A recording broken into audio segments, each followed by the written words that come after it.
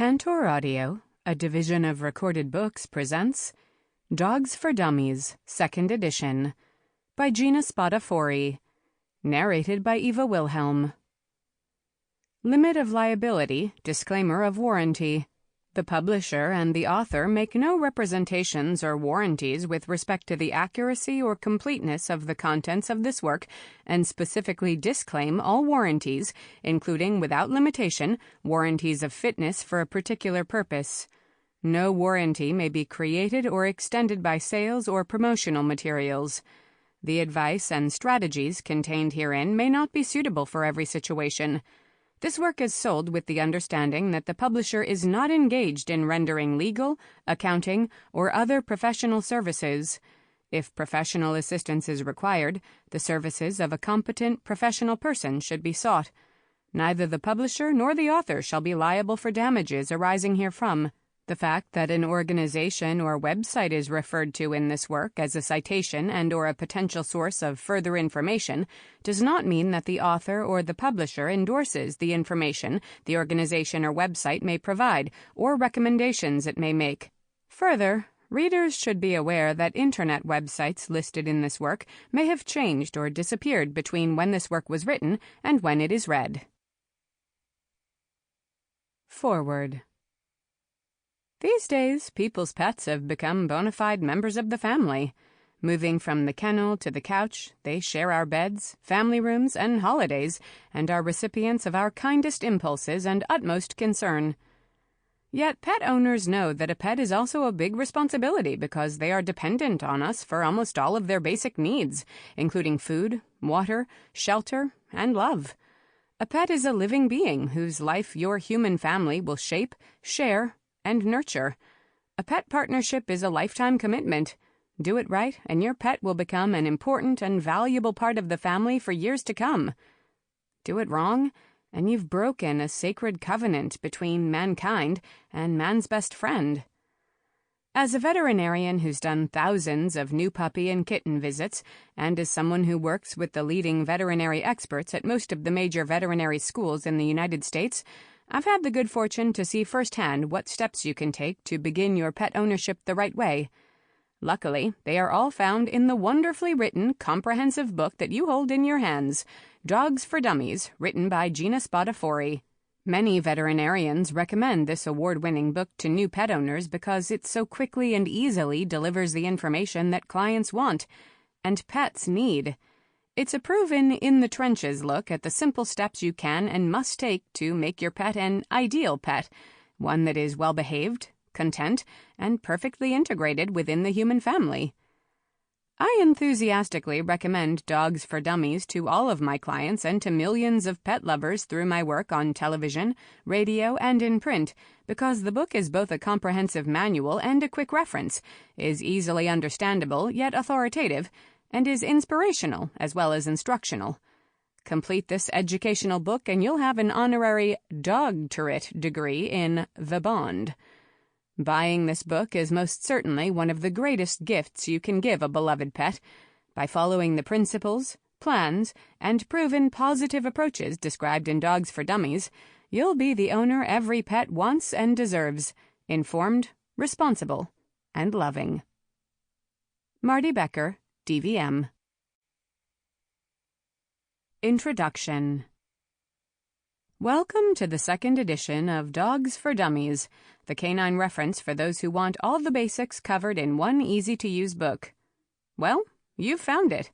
Dog health, dog training, not to mention dog gear, dog grooming, dog breeding, and dog sports. Whether you're looking to adopt a dog, trying to improve your relationship with the one you have, or attempting to come up with fun things to do with your furry pal, this book contains something for you. The 1st edition of Dogs for Dummies was the first of the For Dummies pet books, and the most common question I heard was, wait, don't they just do computer books? I don't hear that anymore, with For Dummies books available on just about any imaginable topic, and with lots more on the way. Dogs for Dummies was more than the first For Dummies pet book. It was my first book. I'd written a pet care newspaper column for many years, and I was featured in the pets area of American Online when I was asked to write the first edition of this book. I felt like my prayers had been answered when I was offered such a great opportunity. The first edition of Dogs for Dummies was critically acclaimed and named Best General Reference and Best Writing on Dogs by the Dog Writers Association of America. Even more important, I started hearing from lots of book buyers about how much my work had helped them. Buoyed by the success of Dogs for Dummies, I co-authored Cats for Dummies and Birds for Dummies. I'm proud of them all, but this book will always be my first, and I'm so happy to have the opportunity to make it even better. So make yourself comfortable and enjoy this comprehensive and easy-to-follow book for dog lovers, from dog lovers. The dog you get, or the dog you have, will thank you. Believe me. We love dogs. To death, sometimes. In spite of the popularity of dogs, some numbers suggest we don't love dogs all that much.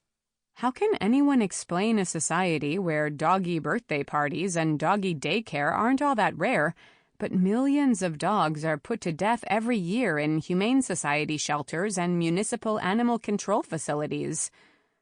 Undoubtedly, some of these dogs are semi-wild strays, some are psycho, some incurably ill, and some are ancient.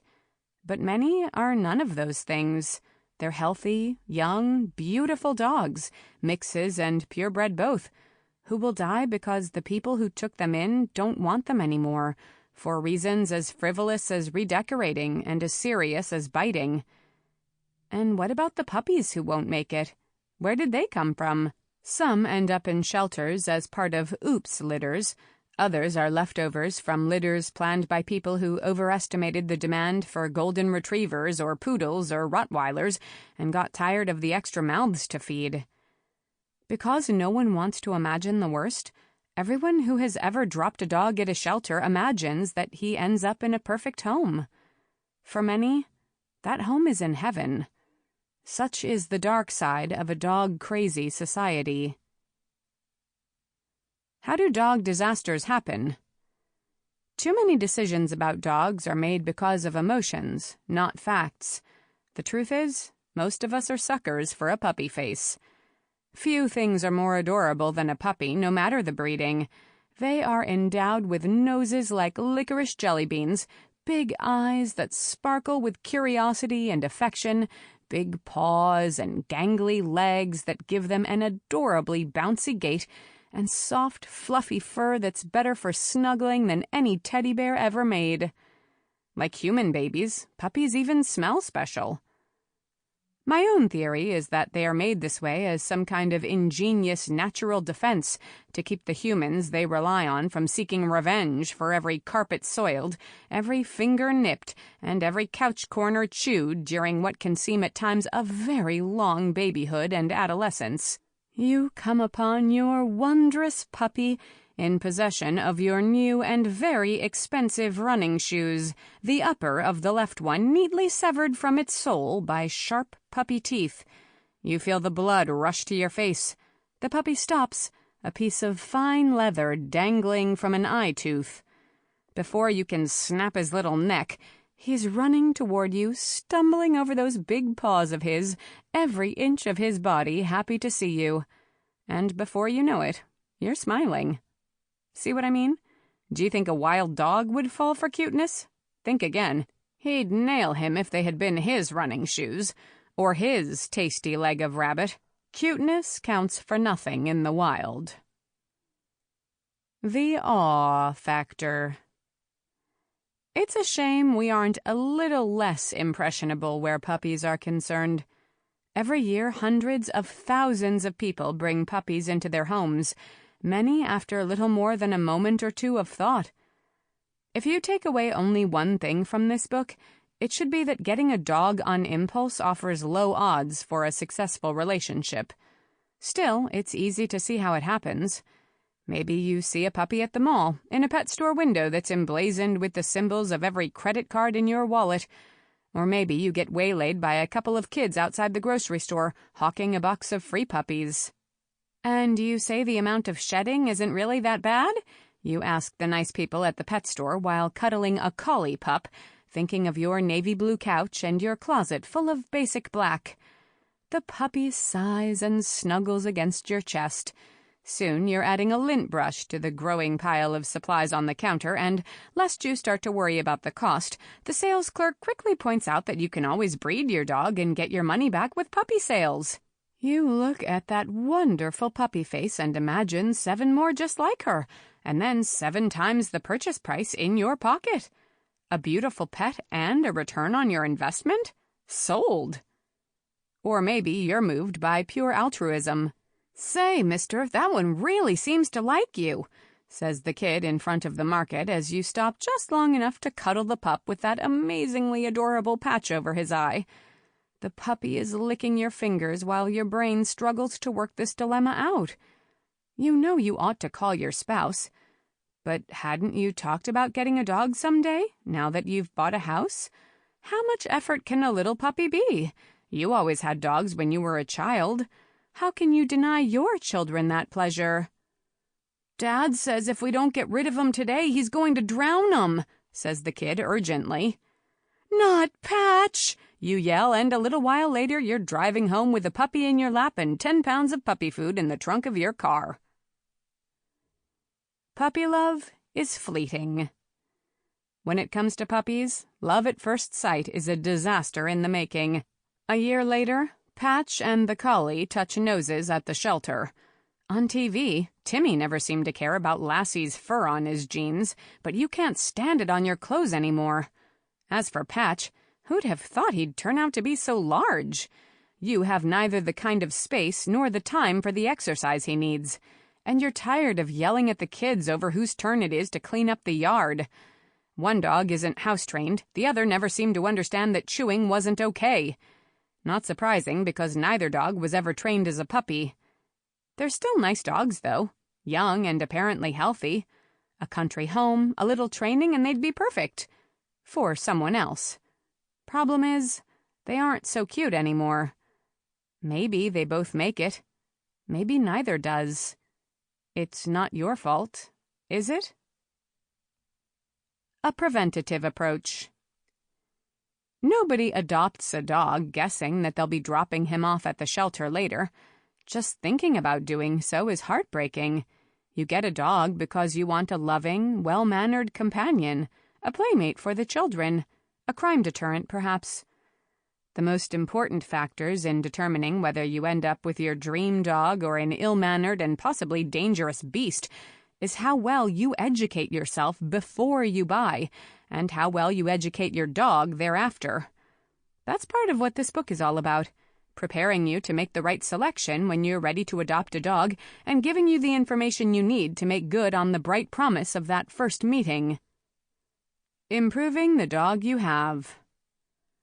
Of course, many people wouldn't dream of giving up on their dogs, although the infatuation stage is long past and the relationship is strained. They endure bad dogs the way they do bad marriages, and for many of the same reasons. Because the children would be heartbroken, or because friends and relatives would be disappointed. Because it's the right thing to do, or because they don't want to admit they made a mistake. Because if they wish hard enough, maybe the situation will get better. Because maybe the problem is their fault and they're sure that they still love him, or her. Is this you? You may get points for being a good sport, but admit it, this isn't any fun. You want a good dog. I can help you with that. Your marriage? You've got the wrong book.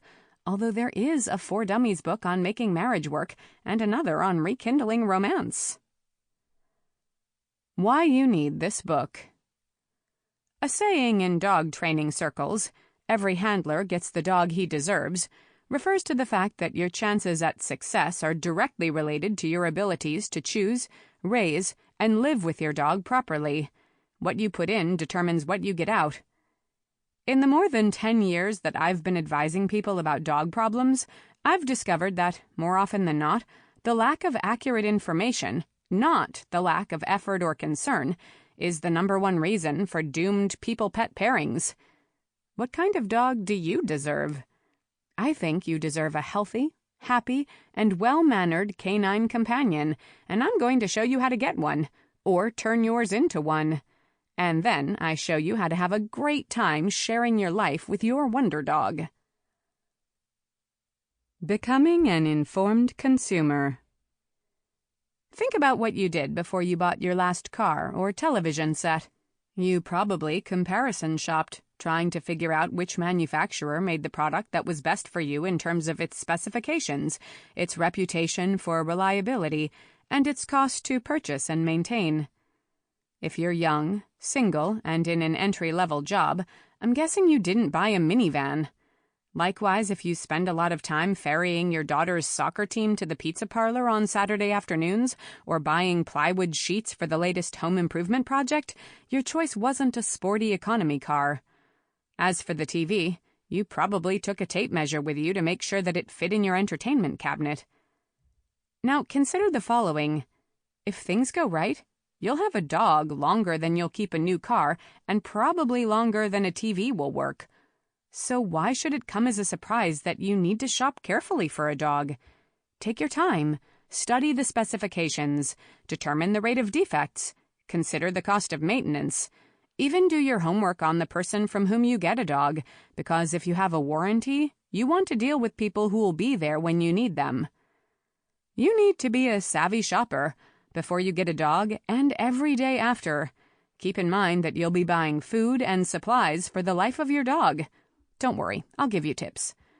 With that attitude and the information that follows in this book, you're well on your way to becoming a dog expert, and better still, a satisfied dog owner. How this book is organized. Dogs for Dummies is divided into 5 sections.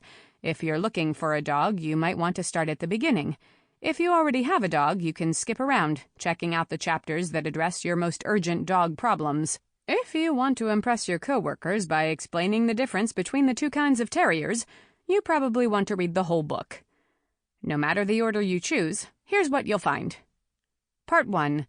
Bringing a puppy or adult dog into your life. Mixed breed or purebred? What size? What breed type? Puppy or adult? Male or female? Breeder, humane society, or pet store? Complicated as these decisions may be, they're also some of the most enjoyable ones you'll ever make. This section walks you through them, step by step. Part 2. Getting the relationship off to the best start. Once you get your new puppy or dog home, there's everything you need to get the relationship off on the right paw, including house training tips for little pups or big dogs. You'll find the information you need on dog supplies in this section too, along with help on feeding your dog. Part 3. Keeping your dog healthy. Basic care for all stages and ages are outlined here, along with tips on choosing animal care professionals. Learn how to groom your dog, spot health problems early, and choose the right veterinarian. Common health problems are covered in this section, as well as information on how to make your dog's senior years comfortable and happy. Part 4. Living happily with your dog. Basic training and problem solving are covered in this part, along with what you need to know to get involved in dog sports. Traveling with your dog is the focus of another chapter. You'll also find an overview of breeding, along with reasons why your dog is almost certainly better off not becoming a parent. Part 5. The part of tens. From protecting your landscaping to the best websites for dog lovers, some of the best has been saved for last. Read these chapters with your dog in your lap. You'll both enjoy them more. Icons used in this book. Technical stuff. Maybe you want to know a little more why some house training strategies work better than others. This icon is the place to look to find that sort of information. If you just want to catch the basic concepts, give this guy a pass. Tip. This icon flags things that are especially useful for making living with your dog easier or making your dog happier and healthier. Remember, this icon reminds you of information so important that you should read it more than once, just to make sure it stays with you. Warning. This icon marks some of the most common mistakes dog owners make, along with tips for avoiding them. How to reach me. I invite you to tell me about your dog and your tales of living with a canine companion. You can read the exploits of my animals, as well as up-to-date information on animal health and behavior, as part of my weekly column, Pet Connection, which is provided to newspapers by the Universal Press Syndicate and also appears every week in the Pet Care Forum, vin.com/petcare, part of the Veterinary Information Network, vin.com, a subscription service for veterinary professionals. I also write an exclusive essay on pets every week for pets.com.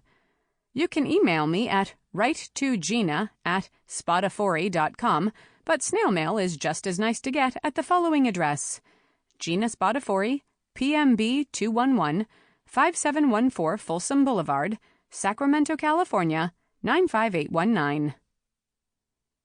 Beyond the Book. In addition to what you're listening to right now, this book comes with a free Access Anywhere cheat sheet. To get this cheat sheet, go to dummies.com and search for Dogs for Dummies 2nd edition cheat sheet by using the search box. 1. Bringing a puppy or adult dog into your life. In this part explains where to look for your new puppy or dog, how to choose the right one for you, and how to get the relationship off to a good start. In here, you'll get the information you need to evaluate whether a male or female, puppy or grown dog is a better fit with your family. If you want a purebred puppy, you get the facts you need to find a good breeder and find out why you should avoid any other kind.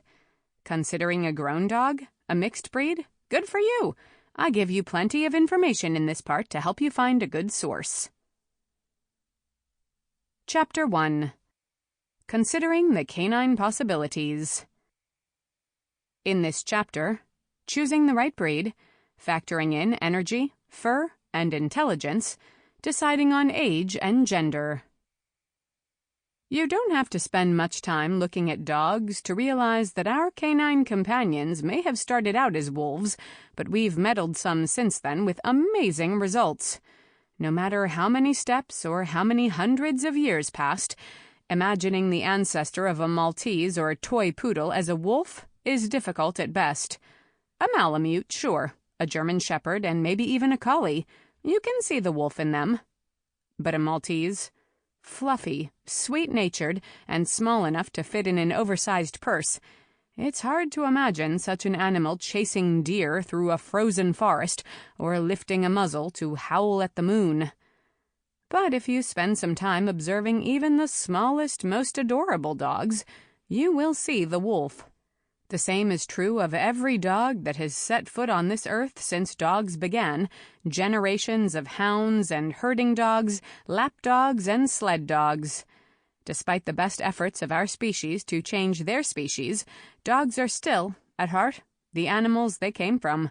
Pack animals with a language that's in many ways close to our own, making them a good fit in our own families. That means Maltese or Malamute, toy poodle or Tibetan Mastiff, every dog is going to understand the meaning of a smile, both human and canine.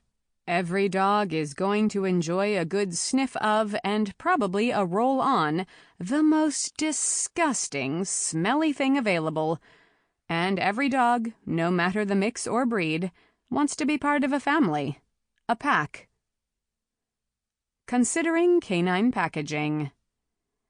Every dog may be a wolf at heart, but we've certainly done plenty to change the rest of the package, to soften some traits and strengthen others. No species on Earth shows such diversity of size, shape, and purpose. In my own home, I have dogs who'd crawl on their bellies for miles, skip meals, and forgo sleep on the off chance that someone, somewhere, will throw something into a body of water for them to retrieve, again and again and again until they fall over from exhaustion, still dripping the water that is as much their element as the air they breathe. One of my other dogs walks around puddles, but has a tendency to herd children. My dogs are retrieving and herding dogs, in case you didn't guess. The behavior of one comes from the instinct to fetch prey. The other is motivated by an age-old desire to drive prey. Along the way, these hunting behaviors were separated, one to the retriever, one to the sheepdog, and bred to be stronger to give the animals a function in the human community. Tip: dog breeds and breed types differ in size, activity level, shedding level, and trainability. That means that becoming a canine expert is a good idea, not for the opportunity to impress the family when you see a dog show on TV. The Schipperke, a Belgian breed, first became popular as a watchdog for use on canal boats, you can say with authority, but for the ability to analyze how any particular breed or breed type will work as a member of your family. Remember, choosing the right dog for you, your family, and your lives is the first step in acquiring the dog of your dreams. Go back in time again to the wolf. Remember many of those desirable breed traits, chasing game, herding sheep, and protecting the pack, are wolf traits that have been strengthened or adjusted over time to make dogs a better fit in the human community. Other vestiges of other wolf traits live on in today's dogs, including the desire to know exactly where one stands in the pack, whether it's a canine or human family, and the accompanying desire to better one's status. See how like us they are? Dogs in general are a little more easygoing than wolves, thanks to thousands of years of domestication. But you have to look no farther than dog bite statistics to see that some problems still exist in the relationship between their kind and ours. Warning: the normal victims of these power struggles are children, the smallest, most vulnerable members of the pack. When I read stories of a family dog, commonly an unneutered male from one of the currently popular tough breeds, that has attacked a child without warning, I know that's not the whole story. While you may find some psycho dogs, in most cases the humans had more to do with the outcome than the dog did. They got a breed that was too much for them, compounded the problem by not socializing and training the animal, and then didn't recognize the warning signs of a dog looking to be leader. The result was a tragedy for both the child, who must live with the repercussions of an attack for the rest of his life, and for the dog, who usually loses his life in the aftermath. Need a better reason to proceed with caution in choosing a dog? I didn't think so. Statistics show the dogs involved in attacks are most commonly unneutered males, especially young adults coming into their prime. Just another reason why neutering is so important. For more reasons to neuter your pet, see Chapter 17. Warning: Call of the Wild, wolf-dog hybrids.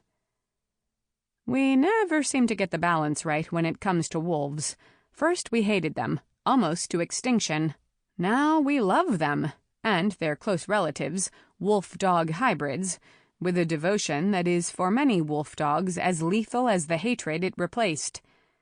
The result of a breeding between a wolf and a dog, most commonly a husky, malamute, or German shepherd, the wolf-dog hybrid is a beautiful, intelligent animal and a potentially dangerous companion that few people can handle or adequately care for.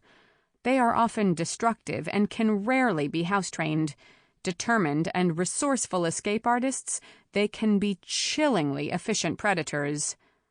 On these points, virtually everyone agrees. On the point of whether they should be allowed a place in human society at all, widespread and often heated disagreement exists. The intelligence that fanciers adore, combined with size and strength, causes problems at maturity when wolf hybrids do what comes naturally, try for a higher place in their social order, challenging the authority of their human packmates. Human deaths and injuries are more common with these animals as compared to domesticated dogs as a whole, and you hear many anecdotal accounts of vicious attacks, especially on children, by seemingly docile wolf-dog pets. It's not their fault. It's their nature. Because of these problems, some communities have tried to ban the wolf-dog hybrids. Many humane and animal control shelters will not put them up for adoption, and the few groups that do give permanent sanctuary to unwanted hybrids are always at capacity. As a result, many a wolf-dog hybrid has paid for the surge in popularity with its life. All of which means the wolf-dog hybrid is a pet all but a few highly experienced and dedicated dog lovers should avoid. Always look at the history of your particular breed. A large, powerful dog developed to protect land or property, working on his own and making his own judgments, is not likely to accept your input graciously. He may be highly intelligent and even biddable in the hands of... Sample complete. Ready to continue?